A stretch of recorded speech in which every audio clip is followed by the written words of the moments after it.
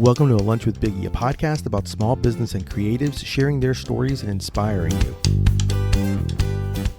My guest today, you've probably seen around in Central Florida, usually around local events, pop-ups, corporate events, or weddings. It's one of the most unique photo booth experiences. It's more than just a photo booth. It's a party on wheels. Disco ball and all. Please welcome the owner of the Van Cam, John McInerney. What's going on, John? Hey, how are you? Thanks for having me. You're very welcome, man. Thanks for coming and hanging out with me during my lunch break. What's your usual go-to lunch or sandwich? Um, Probably a grilled cheese of sorts with added extras, meats and lots of vegetables. But I love a pressed sandwich. Okay, I like that. I definitely like that. So tell people a little bit about the Van Cam. Give people a little bit like the origin. What made you decide to come up with this idea, and then kind of just kind of give people a little bit of a background story of what the Van Cam is. So I had started a van club in Orlando back in 2014, just to bring together other people that were interested in old vans. I started out with a '91 Vanagon. It wasn't a camper; it was just a hard tin top Vanagon, the same one that's in last season of Stranger Things, and I was learning about them. I didn't know much about old cars at the time, so I decided to start a club and bring together other people that I thought could, teach me some stuff and I could just enjoy hanging out with. It was mostly about camaraderie. I'm really old school. In fact, it's hard to even get me to text or email. I just mostly talk to people on the phone. I mean, how many times did I reschedule with you to, get me here right now, right? Just because it's technology and I hate it. No, I get it, man. I get it. That's why I appreciate us being able to do this. Usually I probably would have said, "Hey, let's just meet in person and do it." But I also know you're on the go quite a bit, so I figured this might be the easier route to go. Thank you. Yeah, um, but yeah, with the club, I just started the van club, and that led into how can I do something. I was working a 9 to 5 job, and how can I do something to monetize this lifestyle I wanted to live other than an office life? And I was already a photographer. I was doing landscape photography in some street. So I thought, okay, well, I've seen these photo booth vans in other states. There's nothing like it here locally.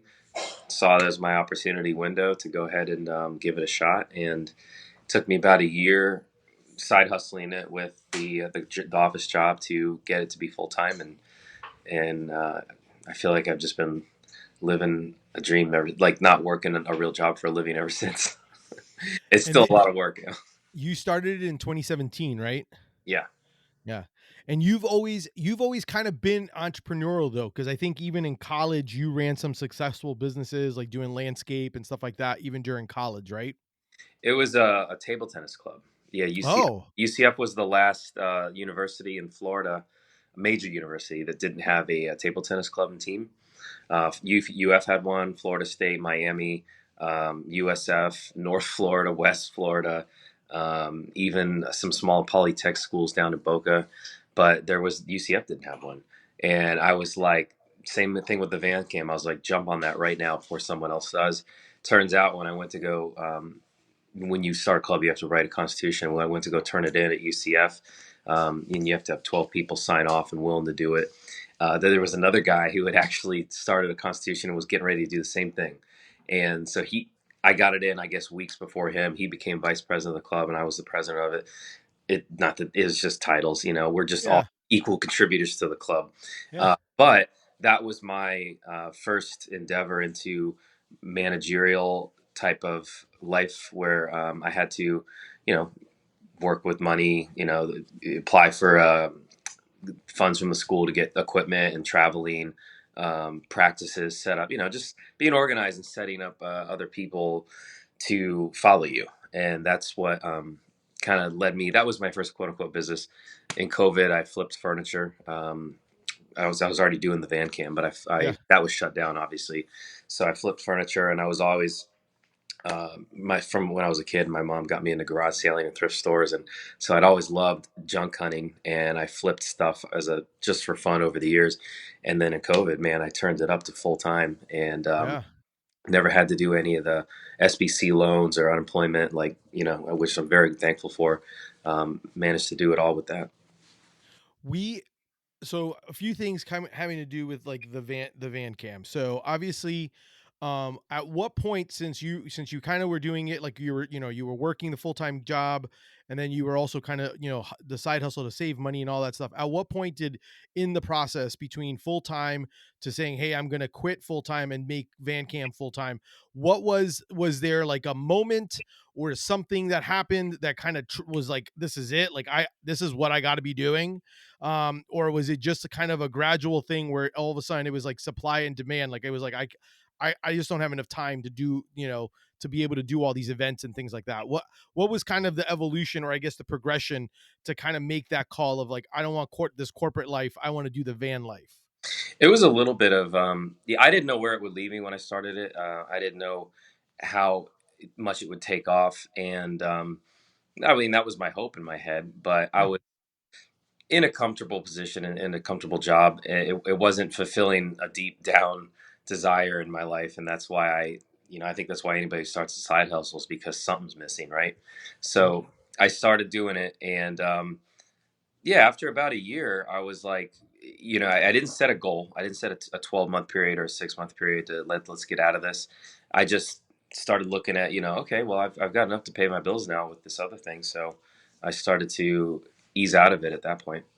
And that was how the timing worked out for me. Yeah. Are you mechanical? Like, I mean, obviously with like, I know the idea of the vans, like, are you into car mechanics and all that stuff? I'm more of a design and a big picture person. A little bit, yes, because it Okay. requires it in a small sense, at least. Oil changes, spark plugs, tune ups, that kind of thing. But as far as the major stuff goes, could I take a stab at it and knock something out that a mechanic could do in a few hours? It'd take me a few days. Yeah, but I I spend my time. I try and spend most of my time doing things that evolutionize the business and my dad taught me, he was a businessman too. He taught me that, your time's the most valuable thing you have, not money. So, I'm more than happy to have somebody do something for me if it frees up my time. And then I take Yeah. that same amount of time to save me and use it to go produce, create or build upon what I've already got going. And Yeah. I've really found that principle something that helps me through life every day. I mean, I think about it all the time. I mention it now and this with you, and I talk to it with people when I'm just talking about their business or, when people ask me about the van just face to face. I say, time's the most valuable thing, and keep hammering away at the big long term goals you have. No, I love that. I think that's super smart. That's why I'm always curious about stuff like that when you're like, when you're dealing with like anyone who's dealing with like some kind of automobile, like food truck, anything like that. Like, are there certain levels? Because you got to have some levels of, to be able to kind of handle it. Because if not, it kind of puts you in a bind. I know you Yeah. started, if I from what I recall or from what I've researched, when you started in 2017, you started with like a 73, and now I think now you're with like a 78 hmm Volkswagen van. Is that right? yeah. I started with a '73 that was purple and white. It's my very first post on Instagram, and it was actually a nice van. I got it out of Colorado. I had it shipped here.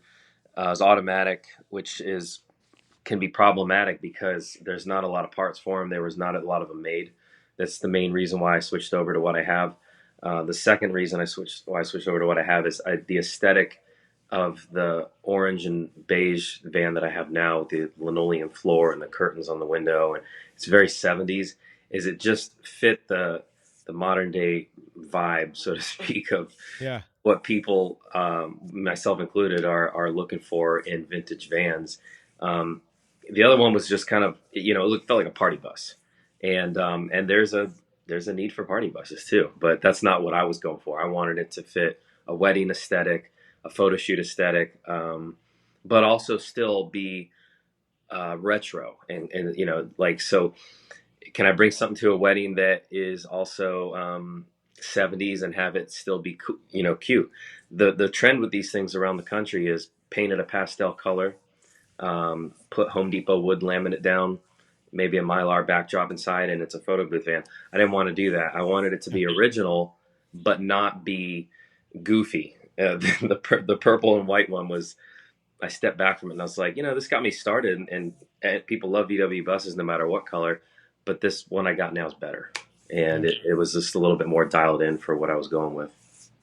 Um, so I always like to try to give some backstory of how I kind of met. I believe you and I met or saw each other probably at one of the indie markets, Yeah, and Sanford. you were set up, probably near the bar area. I think it was maybe a Tuffy's or something like that, or it may have even been across like in Deland's near Persimmons Hollow or something like that. We both, yeah. Um, tell people a little bit about an experience like so. Obviously, if they do an event, they have the photo booth, they have the van, so they could do the photo booth. But if you're at a pop up, what's usually kind of like give people a little bit of a description of and obviously you've already described what the inside of the van is, but how you kind of have it set up, because I think it's a cool feature, the fact of like you get to go in, you get to go do photo shoots. Some of the places are smart, and I think that's kind of one of the good things, inviting you, and you kind of make it very smart in the marketing aspect of it, where the photo strip actually will have sometimes some of the images of like the event that they're at. So it's Right. like a great thing for a great advertisement for like for you and for the event. Tell people a little bit about that kind of like thought process, of when you're doing these events, and then at the same time what they should expect if they were to come across the van cam, to be able to say, hey, I want to take pictures. I'm very lucky because I get to do something that makes me happy, that also makes people happy too. For what I do now as a job, and it's of course I can do, I do my own logo on the strips at public events. Obviously, if I'm going to do a wedding for somebody or a corporate event, I'm going to put theirs on it. They're hiring me, but or if I just believe in the cause of the public event, or they need a little boost, their community driven um, type of endeavor, then I'll go ahead and put their logo on the strips too.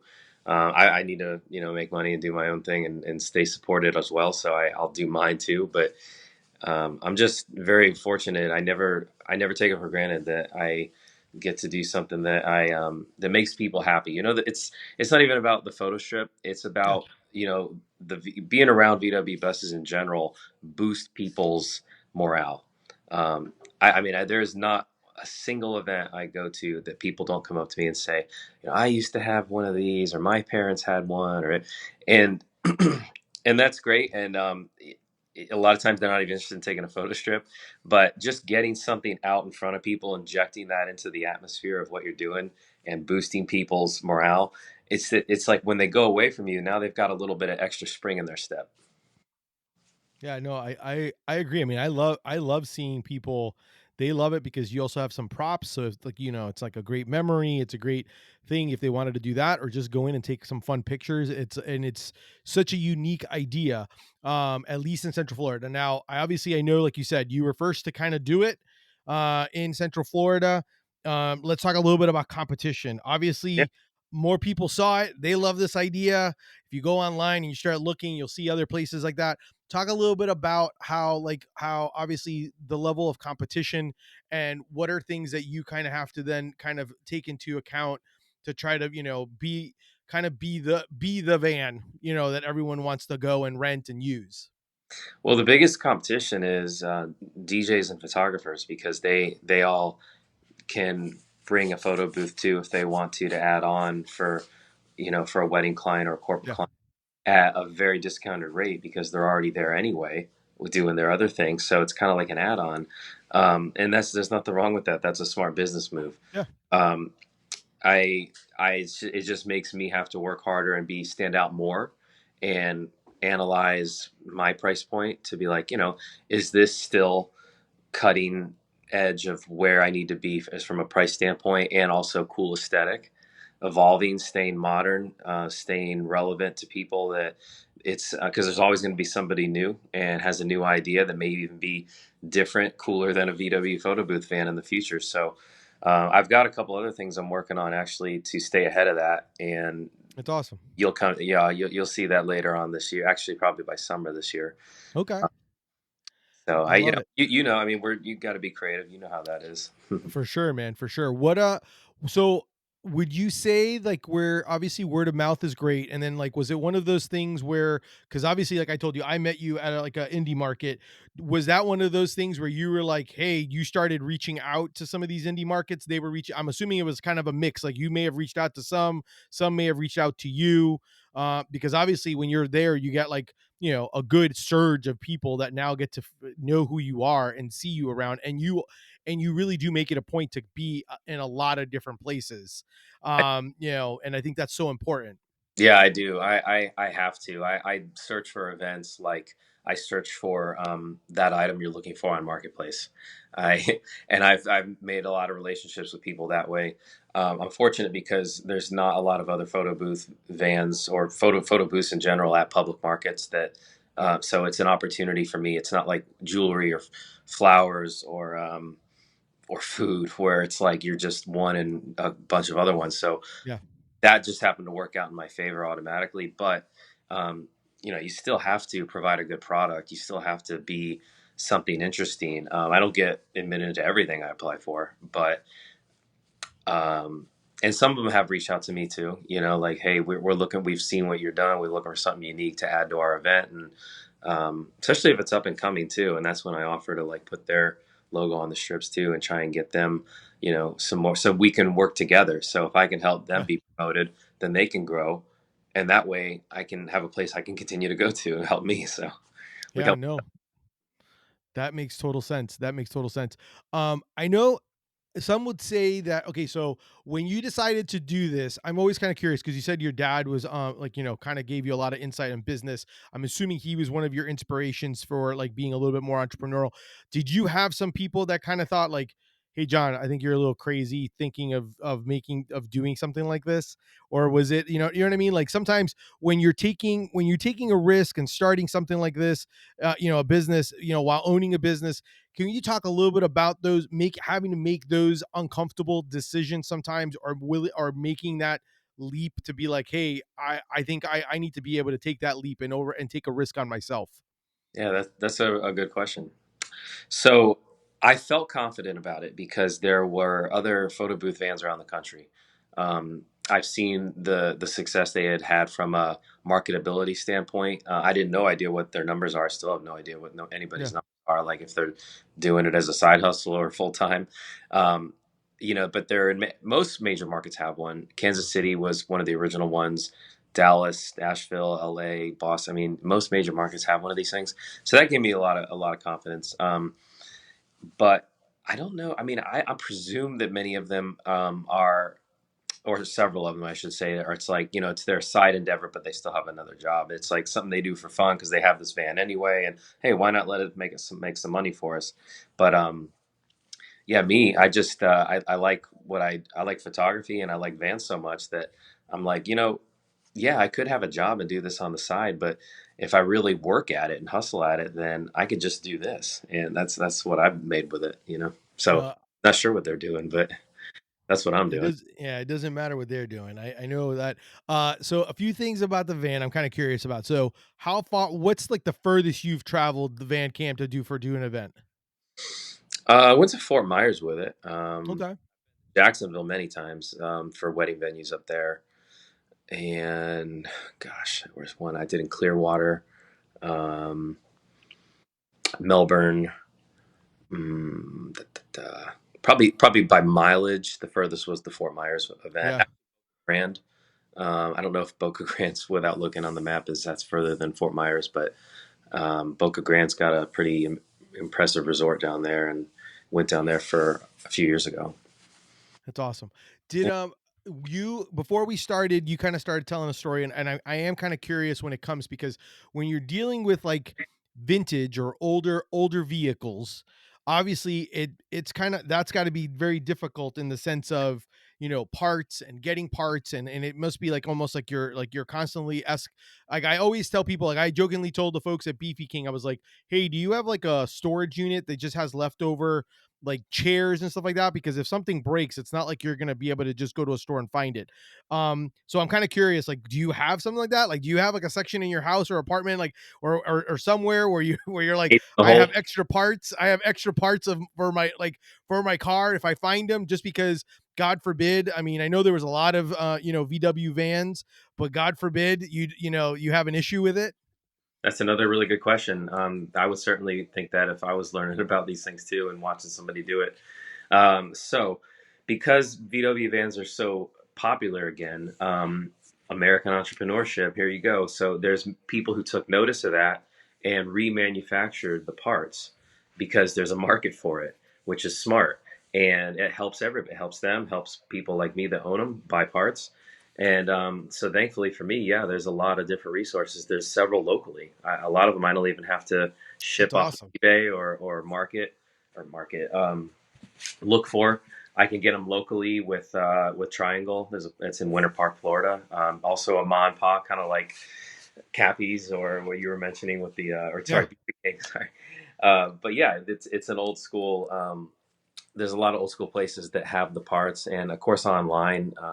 There's probably a half a dozen right now I can think of just alone that are good resources for it. And you and obviously I wish I was recording, so I'm going to make you repeat the story even though we didn't record. So like you actually right now from where we're talking, you actually had to drive up to Savannah because one Mhm. of the difficult parts of the van is the fact that it's like 14-inch tires, and you were talking about like they were commercial grade, like, so can you talk a little bit about that, because those are obviously other parts that you kind of have to deal with or figure out, and then obviously travel to go get parts and stuff like that for the van.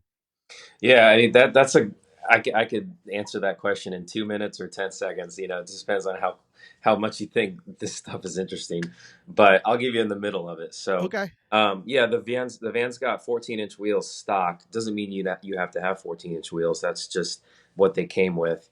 They're steel, and they take the chrome hubcap that goes over the steel wheel that has VW. It's what makes Hmm. VWs cool.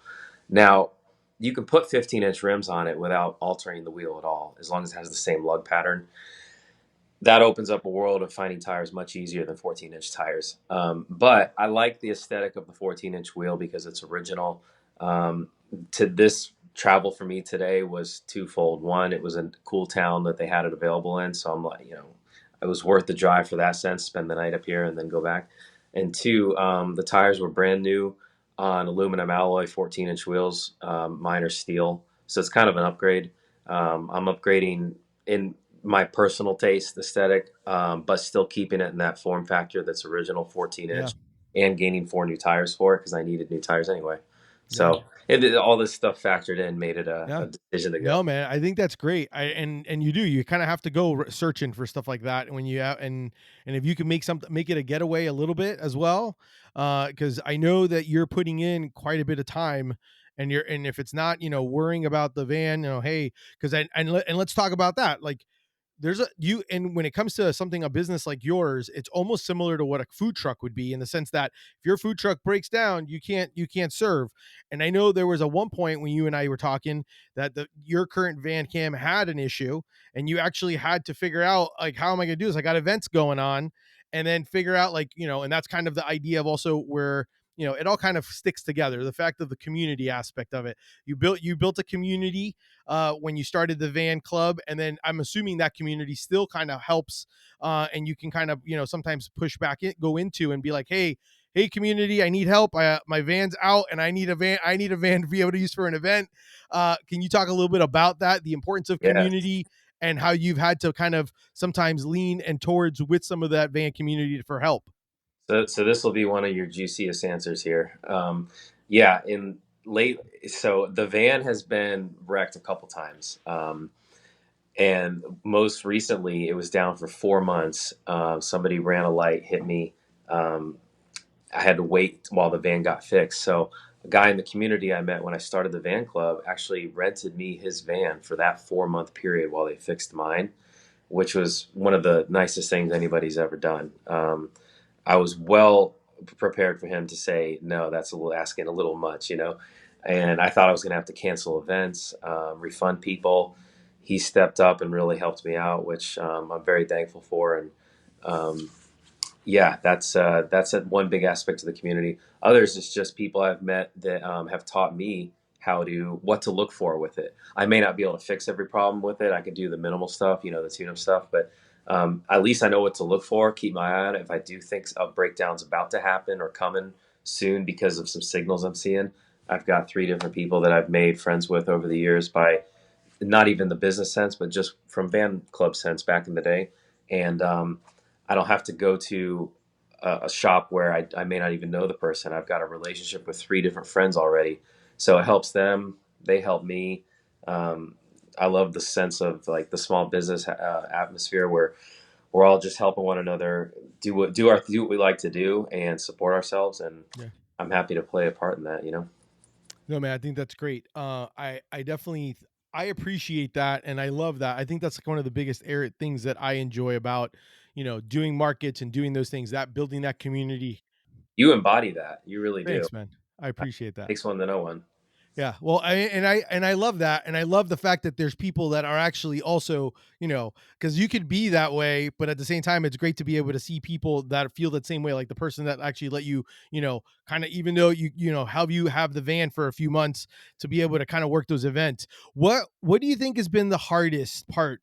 Besides, obviously, the COVID years, because I know you had to obviously create something totally different to do hustle and everything like that during those years. But these past 7 years, what do you think has been the hardest thing for you with the business? Um, well, when you work for yourself, you are your own search engine, your own mechanic. Even if you're not doing all of the wrenching, Yeah. you're still the lead mechanic that tells the other ones what to do.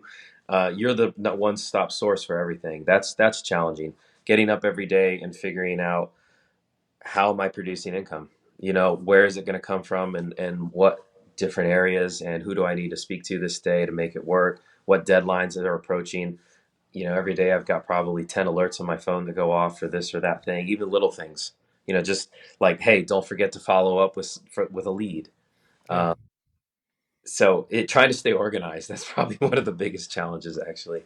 Yeah. And yeah, yeah, trying to stay organized, not breaking down, staying relevant, which isn't too hard. VWs are, I don't know if they'll ever go out of style. And the other thing that's nice about them too is no matter what condition they're in, they're cool. So Yeah. I've had fresh, shiny paint coats on my van before, and I've had rust, and equally got the same amount of compliments. That's crazy. Do you have another car besides the van? I have a Honda CRV. Yep. Okay, good. I just was curious about. I was curious about. I was like, I know. I'm like, if you're using it for as many events, then obviously you're in it quite a bit. But I was like, I wonder if he has something other than that. Um. Okay. And then since we're talking VW, what are your thoughts on the new VW that's coming out? It's not, I forget what it's called. It's like, I forget the name of the new VW bus that's coming out that's all electric and everything. I've always been obsessed with them, like with the VW buses or like VW thing. I loved all those things. So like I've been watching it. I don't know if I'd get one, but I probably would like one if I maybe would almost consider it. But I kind of want to know your thoughts, like what you've looked into it or what your thoughts are. Do you think that people would actually want to go towards that avenue for a possible future version of Van Cam? What are your thoughts on it? Well, as the first question, the CRV, yeah, that's actually what I took up here. Because if I drove the van every day, everywhere, I would probably be spending more money on it, keeping it going. Correct. But I spend money on the CRV too. So does it all equal out? I don't know. And I have to pay insurance on the CRV and all this. But that being said, I like air conditioning, so I drive the CRV. So let me see the Buzz, the VW Buzz. It Yeah, is that's what it's marketing called. as. I've seen the picture. I've seen the concepts of it. For the past 4 years, they keep saying this is the year it's coming out, and there's more talk about it this year than any other year. So maybe this is going to be the year. But the concepts of it to me, I was funny. I was talking with a guy about this a few weeks ago, and I said it kind of looks like a giant Scion, like it, or the Nissan Cube or something. I mean, it Mhm. does have a rounded windshield, um, but it looks so futuristic that it almost doesn't look like a bus. And it's got the air vents on the back, which cool the engine. All VW buses have that, so that's it's cool. They have some features of it that are vintage. I like the air vents on the back. I like that it is still a camper van, like the camper edition. If you've Yeah. seen concepts of that, you can sleep in it and it has different gadgets to make living on the road a little easier. So that's cool. But aesthetic wise, I was a little let down. I've seen people take buses like mine and convert them to electric, which costs an arm and a leg, but it's really cool. And I don't know. I was just hoping it would have a little, round headlights would have been a great thing to add to it. Because the thing about the VW bus is it looks like a face smiling Yeah. at you. Yeah. Several cars have that look, but especially VW buses have that look. Yeah. And it's got to have round headlights, in my opinion, to look like a real face looking at you and happy, or just something with a personality. So where did it land for me? Probably 7 out of 10. Okay. And I'm hoping future iterations of it makes it almost they're able to figure out like a middle ground of like future and vintage, kind of like a blend of it is Hmm. what I'm hoping for. I don't know if we'll see it, but yeah, I've always had a thing for the Volkswagen van, or just Volkswagens in general. So I was excited about it, and I saw it was weird because the way I from what I've seen is like things like you can make it anyway. You can almost like move things around and whatever, and like there's Yeah, all these like different features to it, which does kind of remind me of like a Honda Pilot or a Honda Element, where yes, it's like open, but instead I of love it it. being round, it was more square, which I'm surprised that one's gone, but I thought that's that neither I love that vehicle. Yeah. yeah, Now that that's was something I actually could get behind. I love that thing. Yep, that was actually something I wanted when I was going to go look for a car, and they just don't make them anymore. And then I ended up with a Honda Pilot, but I was going to get like a Honda. That's what I wanted because I was like, this would be great for events. Throw all my stuff in there and get space, There and you go. that's what I want. It worked out, but yeah, no. Now I have I love my car though, so it's fine. What Good. uh, what advice would you have what advice would you have for someone to want to start something? Just you know, take the first step. That's the biggest thing is, a house of cards is built with the first level, and I think people have this expectation that they're supposed to go from zero to hero in 30 days, and it really is just a long, slow journey. If it takes 2 years to be able to step away from your job, then so be it. But you got to get started though. You Yeah, have to have a starting point, and you also have to do it for you really have to love it. That, like I tell people, I give the food industry all the credit in the world, like, because it takes so much work and so much licensing and regulation and stuff. And I was like, man, you really got to love food to have this kind of a life. It's a lot of work, and they do. So I mean, for me, I drive a van with no AC. You're always nervous about something happening to it when you're driving it, and it ain't the safest thing in the world either. There's no front end to it, no airbags. So you really got to love what you do with this too, and you have to continually provide a good product so you don't let people down. yeah, That's the thing is, I just came back from an event in Miami a few weeks ago, and there was a sign in the lobby. We were at a pizzeria on our way home, and the sign said, "McDonald's can let you down time after time, and you still go back to them, but a small business owner can let you down one time, and you never forget it." And I was like, exactly. that's sad but true. I have this, not, yeah, well, somewhat of a weight on my shoulder of continually trying to make people so impressed with the product. And granted, I'm glad that they believe in me and what I'm doing, but you have to continue. I'll say it again. You have to continue to evolve and stay current with what is interesting, relevant, and stimulating to people to want to take a chance on and spend a few bucks with you or hire you for an event or whatever it is. And makes you work. It brings the best out of you. It makes you want to work. It makes you work hard and do a good job for them. Yeah, no, I definitely great advice. Where can people follow you, and most of all, how can they book if they wanted to book the van cam for their event, or want to go inside and take some photos? Well, Instagram, that's my main thing. Just like most of us nowadays, that's my digital business card in life. Um, that's got my whole portfolio of most of our work we've done in there. Although I'm not really great with the reels. I need, because again, I have a photography background and I'm good at impactful photos and then writing a really quick blurb or a story about it, either one. So I want to get good on the videos. That's the thing right now, and that's part of evolving.